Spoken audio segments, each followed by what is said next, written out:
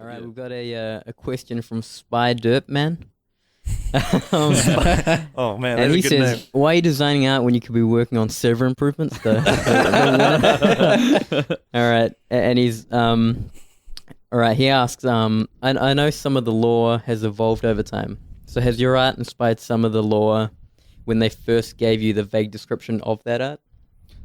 Yeah, I think so. At certain points, especially with like monsters and stuff, I think Cam was probably a bigger example than me when it comes to like mines again, like designing the miners around that kind of stuff and what's happened to them and how they look. As a concept artist, like your main thing is trying to like I don't think there's ever such thing as an original idea. I think everything's derivative of like something else. I'm you're very inspired much by. in that camp as well. Yeah. I just think the people that say, "Oh, come up with something original," it's just putting you on the spot to fucking fail. Yeah. I think that there's nothing wrong with stereotypes and stuff like that. And I think that things get made original the more you work on them based off like a starting point. So it's more you kind of pick what feeling you want to go with and then keep working on it until it becomes something that's your own. Because people like, I mean, fuck, you get it quite a bit, like especially with concept art that's just ridiculous. Where like I designed MTX that went into the store that was that steam powered sword type thing. Right.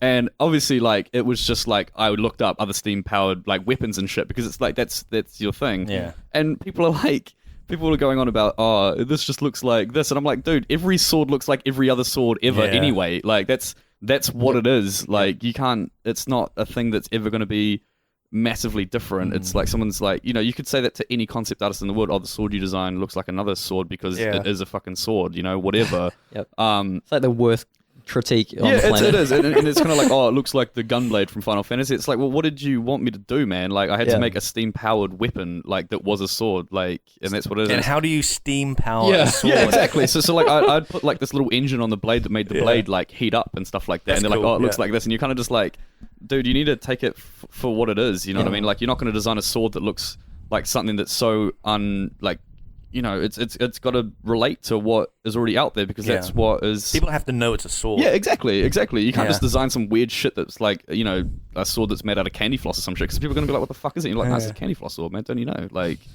so, I mean, some things get inspired by it and it just depends on what you're working on at the time. Like, unique items, not so much, but when you're doing, say, like, the best example is probably like boss characters.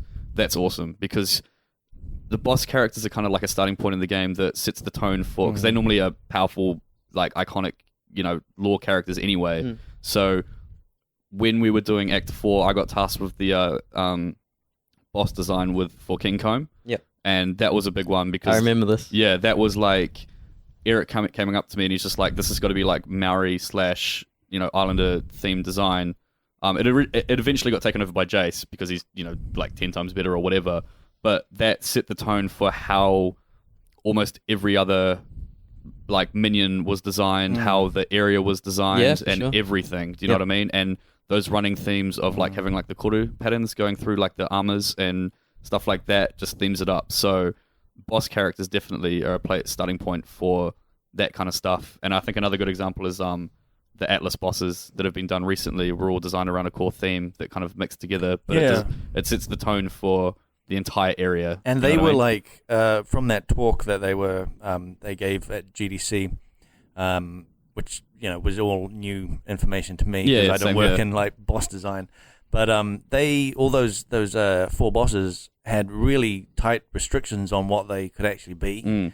And that produced a lot of interesting design. Totally, man. Yeah. Like, I think that's the main thing. Like, people think that having creative freedom is like the best thing in the world, and it's not. It's totally having restrictions because that puts you into a place where you kind of have to, think to win, and then based on those restrictions, you actually find super interesting shit. So instead of having like a whole bunch of shallow potholes, you dig down into one and you start finding kind of veins of gold and shit, and you're like, holy crap, I would have never have done this if these restrictions weren't in place. Do you know what I mean? I did this great exercise when I was at NatCol. It was for story writing, but the teacher gave us 5 minutes, and the first thing she was like, write as much as you can on anything you want. Yeah. And she's like, go. And it's like, fuck. Just start writing some bullshit. And then she's like, okay, now I want you to write a story about someone hitchhiking. Yeah. Same amount of time. And then she gave us yet more restrictions. And the more restrictions you gave, the bigger the story became. Yeah, totally. Because So you're it's just totally like, how it oh, works. sweet. So I just need to. Yeah, it allows you to cut away all the bullshit. Yeah. Too much creative freedom is like a bad thing. Yeah, but putting those restrictions on, you're going to get your best work. But it's one of those things that people don't realize because it seems so counterintuitive. Do you know what I mean? Yeah. So yeah, Dude, that's the thing with like the environment stuff is that like Eric will say to me, make the mines again, for example, and give me one thing, but I go and spend half a day or a day or like continuously just searching the internet for images, and when something like resonates with me and I'm like, that's it, that's the look and feel that I want to go for, then that's like the jumping off point, and that itself gives me like has a knock on effect to everything else that I'm like creating. That's exactly so I'm like, you can't just like create anything. You need like something to base it on. Yeah, as like the base point to kind of judge everything. Yeah, totally. This kind of answers TKH's